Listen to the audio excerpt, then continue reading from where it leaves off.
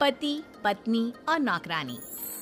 शीतल और अभिमन्यु की शादी को 5 साल हो चुके थे, लेकिन अभी तक उनका कोई बच्चा नहीं हुआ था।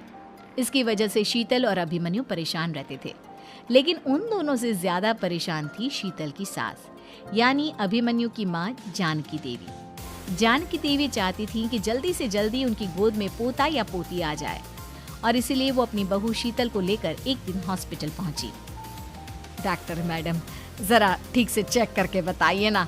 कई बड़े बड़े डॉक्टर को दिखाया है, लेकिन मेरी बहू माँ ही नहीं बन पाती। मैंने शीतल को बहुत अच्छे से चेकअप किया है। देखिए, बात यह है कि शीतल के अंदर माँ बनने की कैपेसिटी नहीं है। ये आप क्या कह रही हैं डॉक्टर साहब? कोई तो इलाज होगा ना, कोई दवाई दे दीजिए।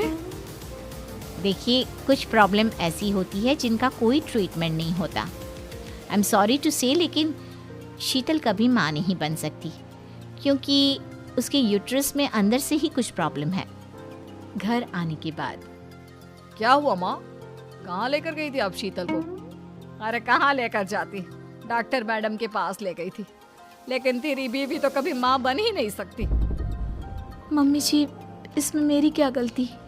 अगर अंदर से कोई प्रॉब्लम है तो उसमें मैं भी कुछ नहीं कर सकती। जानती हूँ, ये बात डॉक्टर के मुंह से सुन चुकी हूँ। अब दोबारा मेरे सामने इस बात का गाना मत गा। अरे माँ, परेशान होने की जरूरत नहीं है, सोचते ना कुछ। अरे क्या सोचेगा तू? जब डॉक्टर कह चुका है कि तेरी बीवी माँ नहीं बन सकती, तो बता क्या सोचेगा तू? कहाँ से लाएगा बच्चा? माँ, ये तो मैं भी नहीं जानता। अभिमन्यु, क्यों ना हम अनाथ आश्रम से एक बच्चा गोद ले आए? क्या फर्क पड़ता है बच्चा हमारा हो या गोद लिया हुआ? हाय, बड़ी बातें बनाने वाली। क्या फर्क पड़ता है? अरे क्यों फर्क नहीं पड़ता? मुझे इस वंश को आगे बढ़ाने के लिए मेरे बेटे का खून चाहिए, किसी दूसरे का नहीं। लेकिन माँ, आप जानती हैं कि ये अब पॉसिबल नहीं है। मैं कुछ नहीं जानती। मैं किसी पराये की औलाद को इस घर में अपना पोता या पोती बन के बढ़ता हुआ नहीं देख सकती। मेरा वंश मेरे बेटे के खून से ही आगे बढ़ेगा। लेकिन मम्मी जी, ऐसा कैसे हो पाएगा? आप अच्छी तरह जानती है ना, मेरा और अभिमन्यु का बच्चा नहीं हो सकता। तो मैं अपने बेटे की दूसरी शादी करवाऊंगी, और अपनी दूसरी बीवी से ये मुझे बच्चा पैदा करके देगा। ये आप क्या कह रही हैं माँ? मैं किसी और से शादी नहीं करने वाला। मेरे रहते हुए आप अभिमन्यु की शादी किसी और से करवाएंगी? मम्मी जी, आप ऐसा कैसे कर सकती हैं? तू बस देखती जा बहू, मैं ऐसा कैसे कर सकती हूँ। कुछ दिनों के बाद, अभिमन्यु, मैंने तेरे लिए लड़की ढूंढ ली है। माँ, मैं आपको कितनी बार समझाऊं? मुझे किसी से शादी नहीं करनी है। पहले मेरी बात सुन। ये जो चमेली है ना, हमारे घर में काम करने आती है, वो तुझसे शादी करने के लिए तैयार है। मम्मी जी, आप अभिमन्यु की शादी एक नौकरानी के साथ करवाएंगी? वो इसलिए क्योंकि चमेली दिखने में बहुत खूबसूरत है, बच्चा भी सुंदर ही होगा। मम्मी जी, लेकिन एक बच्चे के लिए अपने बेटे की शादी नौकरानी के साथ करवाना, क्या ये सही है? अगर अभिमन्यु ने शादी नहीं की ना, तो मैं अपनी जान दे दूंगी। अब देख लो, अगर तुम्हें अपनी माँ की जान प्यारी है तो तुम्हें इस नौकरानी के साथ शादी करनी ही होगी। इस तरह जानकी देवी अपने बेटे अभिमन्यु की शादी नौकरानी चमेली के साथ करवा देती है। कुछ दिनों के बाद, नौकरानी से मालकिन बन के तो मजा आ गया। अब तो मैं इस घर की मालकिन हूँ। देखो, अपने आप को ज्यादा मालकिन समझने की कोशिश मत करो। एक बार तुम्हारा और अभिमन्यु का बच्चा इस दुनिया में आ जाए, उसके बाद तुम इस घर से हमेशा के लिए चली जाना। अरे जाओ जाओ, किसी और के आगे बातें बनाना। एक बच्चा तो पैदा नहीं कर सकी, बढ़िया। जाओ जाकर मेरे लिए कॉफी बना कर लाओ। नौकरानी मैं हूँ या तुम? मम्मी जी, देखिए ना शीतल मुझसे किस तरह से बात कर रही है। शीतल, तुम्हें पता है ना चमेली प्रेग्नेंट है, मेरे बेटे के बच्चे की माँ बनने वाली है। वो जैसा कहती है वैसा करो। लेकिन मम्मी जी, वो मुझे नौकरों की तरह ट्रीट कर रही है। अरे तो करेगी ना, वैसे भी बहू तुम हो किस काम की? एक बच्चा तो पैदा नहीं कर सकती। जाओ अब घर के सारे काम करो और चमेली को आराम करने दो। थैंक यू मम्मी जी, भगवान आपका भला करे। आप नहीं होती तो मैं नौकरानी से महारानी कैसे बनती। देखो, तुम्हें जो चाहिए सब मिलेगा। खूब खाओ पियो, मजे की जिंदगी जियो, लेकिन बस मुझे एक बच्चा पैदा करके दे दो।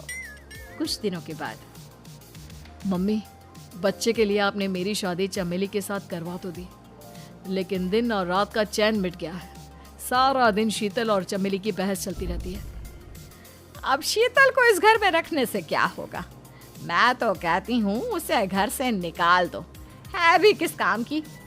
मैं ऐसा नहीं कर सकता माँ, वो मेरी पत्नी है, उससे बहुत प्यार करता हूँ मैं। तुम्हारी पत्नी चमेली है, चमेली, उससे प्यार करो। अरे तुम्हारे बच्चे को जन्म देने वाली है वो। अभिमन्यु, मैं खुद ही इस घर से चली जाती हूँ। वैसे भी अपने ही घर में नौकरों की तरह रहकर परेशान हो चुकी हूँ।